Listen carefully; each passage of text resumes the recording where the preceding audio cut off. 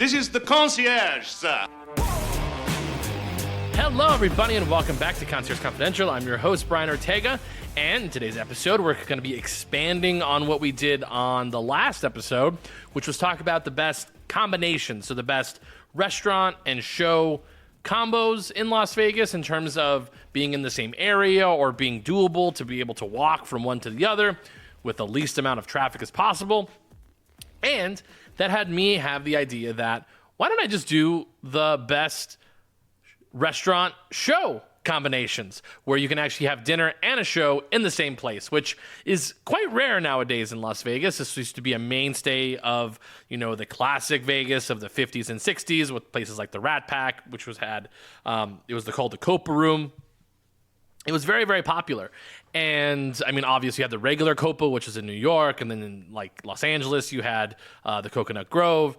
And then, of course, in Las Vegas, you had the Copa Room and then countless other places that were dinner and show options. When you went to go see Elvis, that was a dinner and a show. Actually, in the early day, they did 2 shows a night. So the early show was actually like the dinner show, and the late show was just like a concert. So they usually had cocktails and that kind of thing, but they did not actually have like a full-service dinner. So very, very common back in the day. That was up until, Elvis was like Elvis would have been like the 1970 up until about 74, I believe, is when they're performing at the International Hotel. And now we only have a few, but I thought it'd be fun to go through and kind of rank my favorite ones. Honestly, guys, not a long list. And obviously, if you follow this podcast enough, you know my favorites. But this one is specifically going to focus on why these are great and why different ones will fit you for specific reasons. So that's going to be the focus of today, the best dinner shows in Las Vegas. Okay, guys, so we're going to start off, at the top, at number 1, because everybody knows what my number 1 was going to be, so I don't want this to be sort of like, oh my God, we got to it. Everybody knows number 1, Delilah's, I think, is the absolute best dinner show option in Las Vegas. The fact that you can't get reservations in there because it's so popular and so awesome, I think is hands down the reason why it's great. But I love this place. You guys know this. I talk about it all the time. But the reason being is that it's really hard to pull this off in modern day Las Vegas because so many things feel tacky, they feel very kitsch, they feel, very much like part of a corporation. And it's really hard to combine the attentiveness to detail and the scale and the price and honestly catching the culture of a property or a building or a restaurant like this. When you walk inside, it obviously has the allure of Delilah's, if you know what that is. When you walk up, it has the hostess stand with the security guard. It's kind of off-putting, but I think it's supposed to be. I think that's sort of like the idea. That's about all of Las Vegas. All the cool things in Las Vegas essentially want to be like, it's tough to get in here because they're creating the urgency and they're creating the mystique of that place. And I think obviously that's what you see when you walk in. And then once you get inside, it sort of feels like you're sort of whipping around into like a different world. You enter on the top level, you descend down the stairs, which no other restaurant really does that in Las Vegas because it's all on one floor. But having that 2 levels gives it that sort of, it's a very cinematic feeling when you walk through the doors of Delilah's. So when you walk through, you go around sort of this like semi-lobby area, and then it reveals the bubble bar, which is on the very top level of the restaurant, where you have the bar off to the right, which first thing you notice is when you get to Delilah is the beautiful workers that are working there, male and female. They're essentially models and servers and bartenders, but they really know what they're doing. They really are top level when it comes to service and class. And that really makes you sort of elevate your game if you're somebody who doesn't come to these places quite often. Honestly, guys, you're going to be in this place where you have lots of LA people, lots of New York people who this is like their everyday. And honestly, this is my recommendation to you when you walk into a room like that. This is sort of like life advice. Just pretend like you're supposed to be there. Just act as if you're supposed to be there, because you know what? they're just people too. Honestly, you're going to find people that you vibe with, some people that you don't vibe with, and sometimes you just got to fake it. And that's the way you have to do it.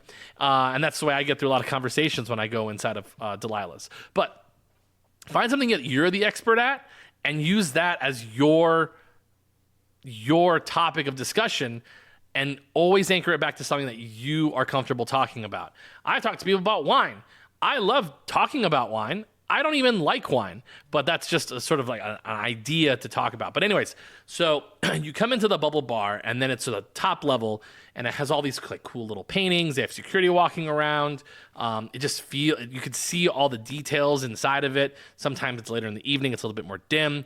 And then once you walk out to sort of this balcony that overlooks the entire restaurant, it feels like you're really walking into the beginning of a Martin Scorsese film, where it sort of opens up the rest of the restaurant with these big giant golden palm trees. It has gold handrails around this spiraling staircase to the bottom of where there's a much larger bar of people sitting. Then you have the beautiful clamshell looking stage at the very front of the restaurant, and then you have these beautiful padded chairs, and then they also have these booths around the edges, which also feels sort of like a very like high-end lounge in Los Angeles, sort of like after like a big movie premiere. This is where everybody sort of files into.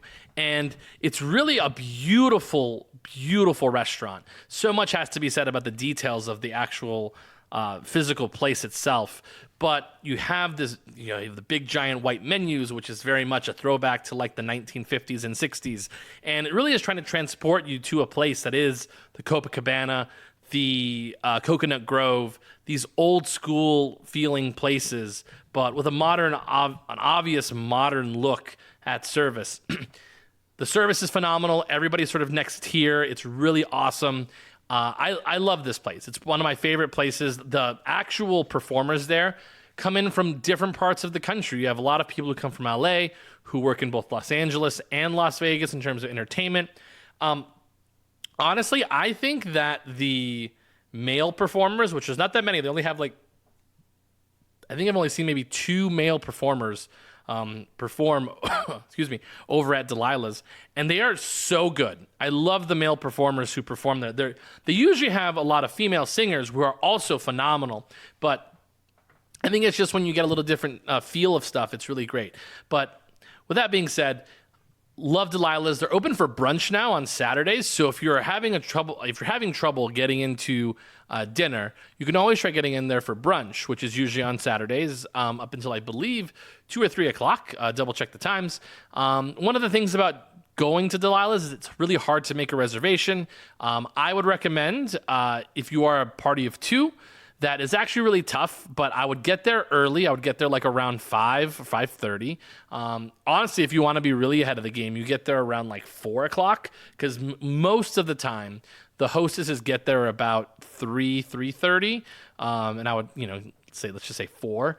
And I would get there, introduce yourself, be very personable. Don't go the route of being bossy, like, hey, like, you got to have a place open for me.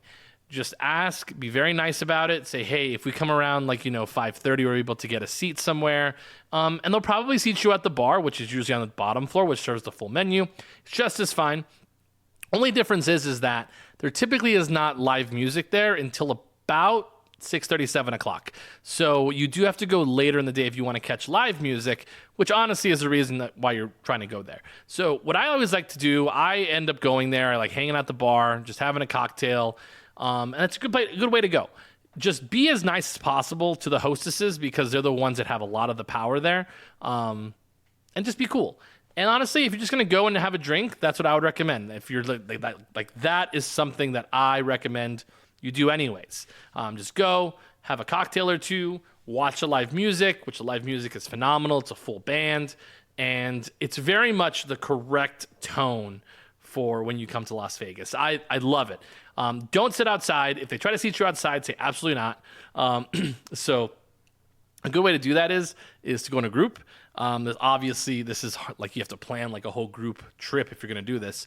But if you are a couple, just know they will most likely seat you at the bar. They do not have lots of 2-tops, and a lot of the 2-top tables are going to be like next to other 2-tops, which tend not to be a very fun like experience. So groups tend to get seated a little bit better here. So parties of 3, 4, 6, so on and so forth, tend to be seated a little bit easier at Delilah's. And I also recommend, this is for any time you're trying to get to a restaurant that doesn't have a lot of reservations, try to go on off nights. They are open 7 days a week. Sunday's actually a really great day. They tend to be a little bit more chill in terms of the music, which I loved it when I went. But I would recommend try to go on off days. Try to go on like a Wednesday or a Thursday. Obviously, Monday, Tuesdays are like really weird days. I totally get it. Like not everybody's on vacation those days, but like try a Wednesday or a Thursday. That's actually not a terrible idea to try to get into a very exclusive restaurant. And it's really going to be an experience you're going to like live for forever. It's really going to feel like you're turning back in time. And get dressed up. Please dress up. This is a thing about Vegas. Like when you're going to these particular places, dress up, make it an evening. Because the thing is, like, the reason people are having trouble of, like, Vegas is the way it used to be is because you are not actually treating it like the way you want to treat Vegas. You want to get dressed up, look like you're going to go out somewhere, and it's all part of the experience. Got to meet some people halfway here, and you have to be able to envision the Vegas you want, and you'll experience the Vegas that you wanted to, okay? So, moving on, let's go back. Let's go to the bottom. So we started number 1. Delilah's is number 1. It's my favorite. Everybody knows that. Let's go to number 4, because honestly, I couldn't find a 5th one. I did kind of find a 5th one, and I've been there, and I don't like it, so I don't like recommending it. But Ha Salong, which is over at the Venetian, not a fan of the food because I'm not a big Mediterranean guy, and it's just like a lot of people stomping everywhere, and like that's kind of the deal. If you're into that, cool, but I can't put it on a list that I would recommend, honestly. So let's start at number 4. This place, kind of unique, very interesting, totally other version of a supper club or a dinner and a show. This would be Super Frico at the Cosmopolitan. So Super Frico, definitely going the other direction, a little bit weirder, but lots of very fun things on the inside. One of my favorite things that they do is a handmade mozzarella ball or mozzarella cheese, essentially. So it's all started dry. And they come out, it's like $36. It's very expensive. It's an appetizer. And the guy comes out, and it's it's all a show of him just making this mozzarella ball. It's absolutely wild. It's great for large parties. If you're like a group of 6 people or 4 to 6 people, it's a great appetizer. It's delicious. And it's really a show in all itself. But let's sort of back up. So Super Frico is located at the back of the Cosmopolitan, however you're looking at it, back from like the Strip. So it's on the 2nd floor. You're going to have to go up the escalators, and then you're going to follow the signs for Super Frico. It's also right next to the buffet. It's also where the ski lodge is. They are connected to each other. The ski lodge is a speakeasy connected to Super Frico. There's a line outside, which makes it not a cool speakeasy. Here's my rule on speakeasies in Vegas. If there's a line into it and people are standing outside of it with security guard, not a speakeasy. It's fucking lame. Don't do it. But anyways, Super Frico, really fun on the inside. It's very much for I wouldn't say young people. That's not nice to sort of age people. But it's really for people who are a little bit more open-minded to sort of their whole dining experience. The food itself is actually quite good, meant to share. I wouldn't say it's the best food in the world comparatively to other places on the Strip. But it's really what you're paying for is the show. A lot of these dinner shows are going to be a more expensive affair because really you're paying for a show. You're paying for the food and you're paying for the show. And essentially, you have to look at it that going into it of why it's so expensive. So Super Frico, when you go in, you're going to have lots of options to choose from. They typically have lots of roaming entertainment that goes around. So they have like magic acts, they'll have contortionists, they'll have funny people dancing around. So it's really hard to sort of pinpoint what you're going to see on the inside, but that's going to be unique, kind of funky, out there, very eclectic. It's very, very weird. So that is one thing to look forward to if you're looking at places like Super Frico. So actually, as I was saying that, I was just remembering that there is one more option that I've not done myself. I haven't done this yet myself. So I can't put it like anywhere particular list. Let's put it at number 5, just because we're talking about it. But so Super Frico, number 4. But let's go to number 5. Let's actually go backwards really quick. So, excuse me. So there is this new place which has really gotten a lot of heat lately. So this place is called the Diner Ross experience, or the Diner Ross Steakhouse. So this place is actually located inside the Link Hotel, and they actually have a cool bar inside of this place, sort of like this retro, like 1950s, 1960s spot where you can have a drink, hang out, and then go have dinner or have a show. So this place is called Disco Show, and this is from the creators of Absinthe, which is also the people who like manage Super Frico. So this one you do have to buy tickets for, so just keep that in mind if you are going to be going into the Disco Show. So yeah, it's all over the place. They usually have lots of different unique items. It is 18 and over, so just keep in mind this is a show. And then you can have dinner like at it as well. So yeah, so just keep that in mind. It does look really cool though. I have to say this does look really like a fun option. So I would definitely say put this on your list of things to do when you're coming to Las Vegas and you want to do like a funky dinner type show. I would say that this place is definitely should be on my list. I think it looks really fun. I've seen videos of it. Highly recommend it. I'm sorry I forgot to like put it on my list in the beginning, but that's where we are at this time. So moving on, let's move on to number 3. Number 3, I've actually done a lot of research on this place. I've been once, and it was a really, really good time. And this is the at the Flamingo Hotel, Havana 1957. So this place is a Cuban-inspired restaurant, which does do breakfast, brunch, and dinner. And they also have a nice bar that's open most of the time. This place does have live music. So they do have live music Fridays and Saturday nights, usually from 7:30 to 10 o'clock. And their menu is actually very approachable. In terms of like all the other options on this list, I would say this is probably going to be your most affordable, most approachable restaurant to go to, where you don't want to have to break the bank. A lot of the things in this list are going to be like between the $20 and $30 range. As long as it's not a steak, if you're going to get like a steak, they're ranging that between $60 and $65. Pretty reasonable in terms of steaks in Las Vegas, but it's really cool. They're actually set up to sort of look like a sort of Cuban cafe in like Miami, and it looks really awesome. It's really high quality on the inside. Really enjoy sort of like the feel and the vibes of in it. It also like really matches sort of like what you're going for the Flamingo, but like a higher scale than that, or upper scale if you want to look at it that way. It's not super duper pretentious. It's very open and very welcoming, which I think is really what they're going for this particular location. And it really sort of encapsulates sort of like that Latin feel of like, you know, openness and just come on in and let's have a party. And that's what I like about Havana 1957. It's very different than like Delilah's, which it's really for everybody, which is cool. I think it's open to all ages, which is cool. And again, like they do a Cubano. The Cubano's about $26, which that's a lot for a sandwich. But I think, again, you have to put this in your mind. You're paying for the entertainment as well as the food as well to go along with it. So love Havana 1957. Love the menu. I love that they do breakfast as well, which is really cool. They have really great cocktails on the menu, like classic sort of Miami-inspired cocktails. And to top it all off, they actually do a happy hour. There is a happy hour at Havana 1957, which is really, really cool. Very rare you find happy hours in town at all. So their happy hour, you can do a mojito for $10. Unbelievable. A Cuba Libre, $10. A daiquiri, $10. They have micheladas for $10.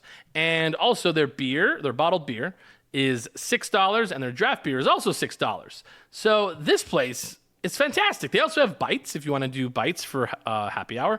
That would be, they have guacamole and pork carnitas for $9, fried calamari for $9, ham croquettes for $9, and yuca fries for $9. So really cool. Love that they have a happy hour. Again, these are typically during the week, so just keep that in mind. And again, just check back on their website to see when they offer all these different options. But really cool. $10 mojito. Let's go, baby. Oh my goodness, I gotta go back there soon. So anyways, really, really like Havana 1957. Would really recommend it for anybody who wants sort of like a Latin flair to their evening.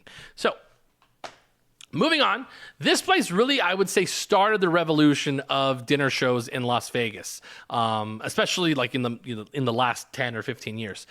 This place actually opened when I was still a concierge, which is probably about it's 2025. So almost 7 years ago. So Let's talk about it. So let's talk about the Mayfair Supper Club. So Mayfair Supper Club is number 2 on my list. The reason being is that they can feel a little bit corporate in terms of like what the presentation is like. Same thing with like Super Frico. It just feels very like, corporate. But Mayfair Supper Club is really like the blueprint of what you're looking for dinner and a show. It's very much a put together show. It has like actual characters that act in the show, and they also sing, of course.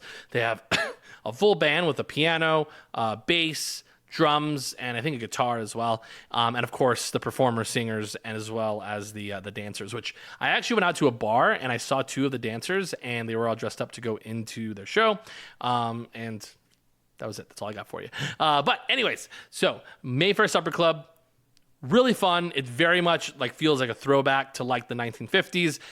One of the main reasons that Mayfair, I think, has really endured, besides this fantastic show, is a beautiful view. It's center of the Bellagio, looking out to the Bellagio fountains, and it is absolutely wonderful. A fun little note is that they actually have a male singer who does Luck Be a Lady Tonight. They do a whole production of it, which is synchronized to the fountains that are going on behind them. So they usually match it up, and then that's where they go from. So it's really cool. I think it's actually a really fun little like note to know when you go in there. But just so you know, when you Mayfair Supper Club is located, like I said, it's not center of the Bellagio from the inside. From the inside, you have to walk along the wall. Essentially, this is right off of the casino floor, right next to the sort of craps tables as you're walking through. You can't miss it. It has this beautiful awning with roses, which is really, really classy. You're going to walk in, look to your right. It has this very like 1950s clamshells above it, very pink. And then you're going to see the hostess. The hostess is obviously the one who's going to seat you. A couple notes. They do have an outside bar, like an outside lounge area that is inside of the restaurant. I know that sounds very contradictory and confusing.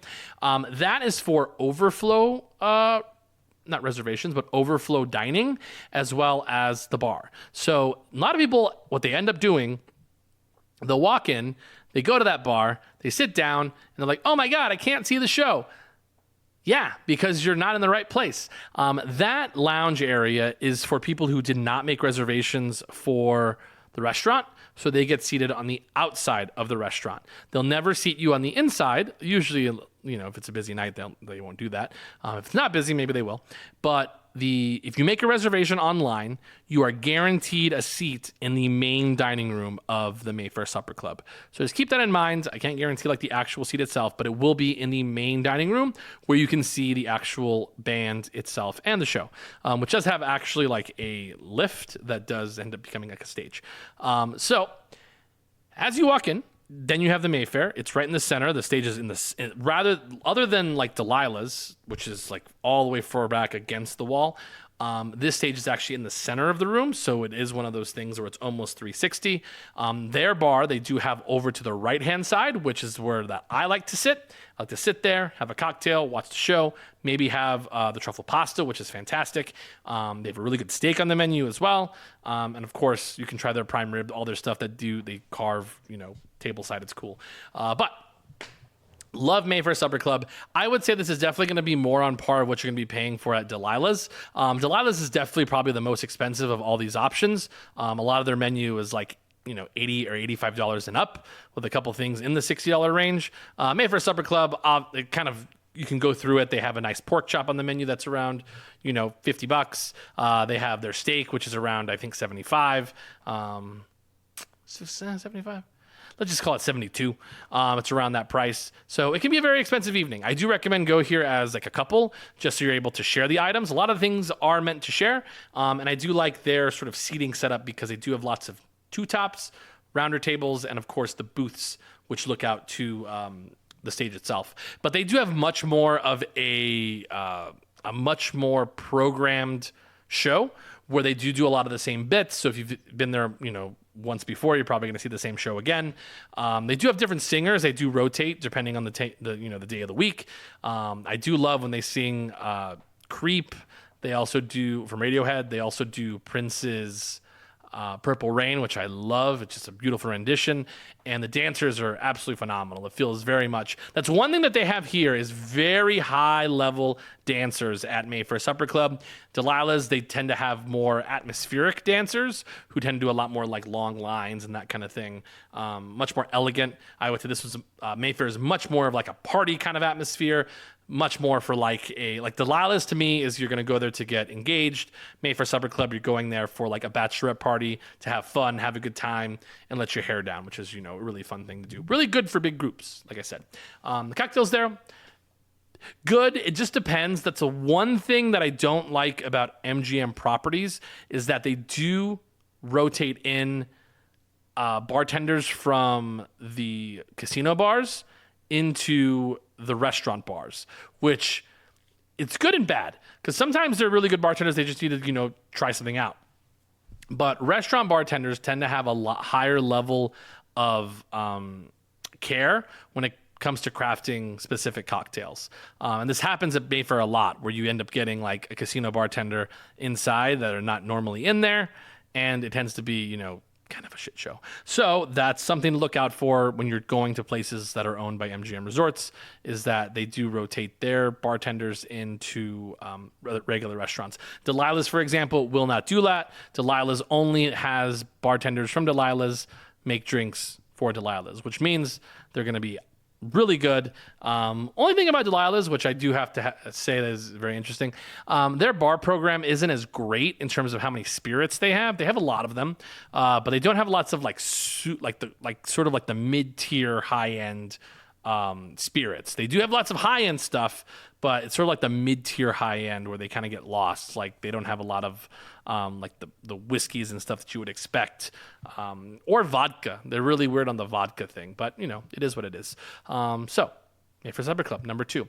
So anyways, that is my list. I was really excited about that one. I can tell by how I did the pod.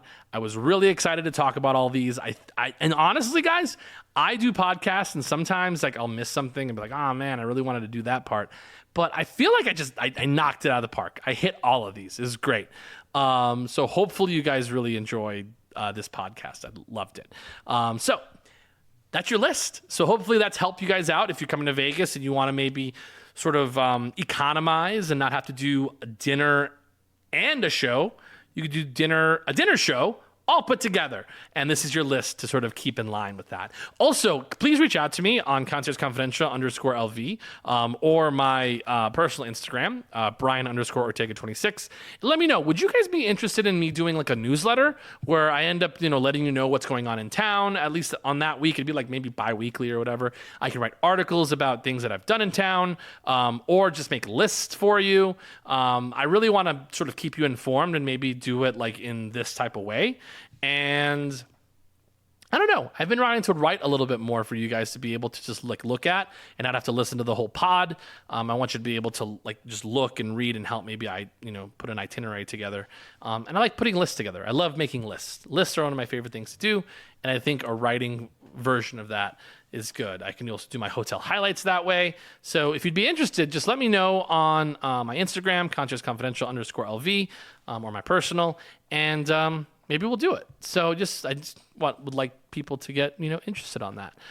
So anyways, thank you so much, everybody, for listening. Really hope you guys have a good weekend. Again, follow me on all my socials. Maybe I'll pump out more videos. Who knows? I keep saying that to you guys, but who knows if I have the time for it. So thank you so much, everybody. Make sure to follow all the socials, like I just said 3 minutes ago. But again, if you see me out in town, come up, say hello. But remember, keep it confidential.